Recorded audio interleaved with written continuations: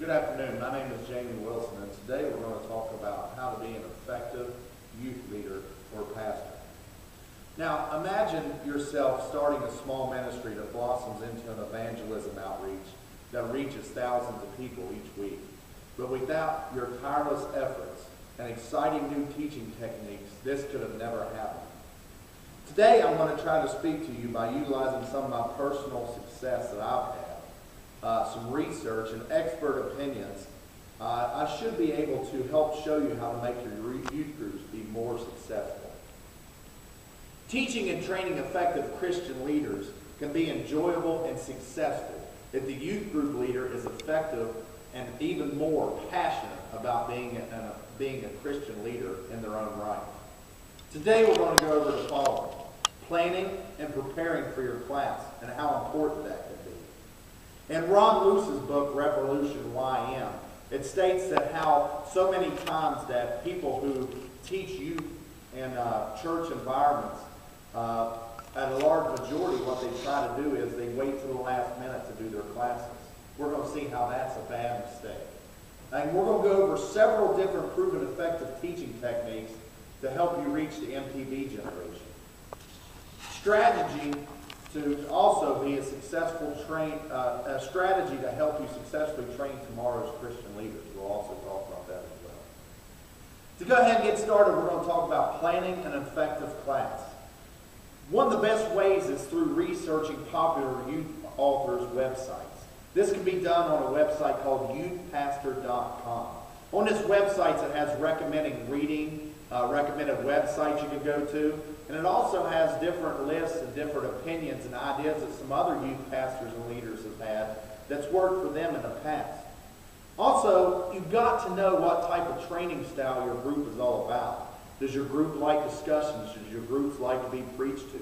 Does your groups like to do a lot of the talking? That's something very important, and you can only find that out through planning. Another way is using learning aids. This has been a large success for me. Is through a site called Bluefish TV. What they have is video-based curriculum, and they also have video illustrations that you can download straight to your computer that you can use for your class.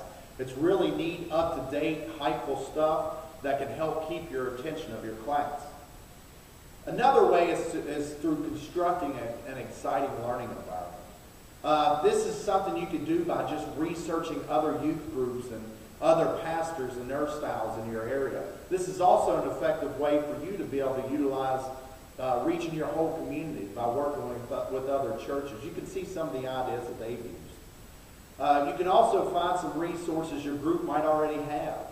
If you're new to the church or you're new in this youth pastor role or youth leader role, maybe you can go out and kind of dust off some of the things that your church already has that maybe hasn't been used for a long time. That's just a common sense approach. It can save you a little bit of money. Another way is trying to select some artistic-minded people in your youth group. That's one way that you can get together and have a meeting every couple of weeks to try to sit down and hash out some ideas and some creative planning. That's also a great way to get the people in your group involved and make it feel like they have a sense of purpose. The next thing we're going to talk about is finding new methods.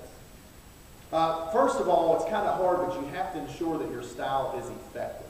That's one of the hardest things because you've got to really examine yourself to see what type of teacher you are.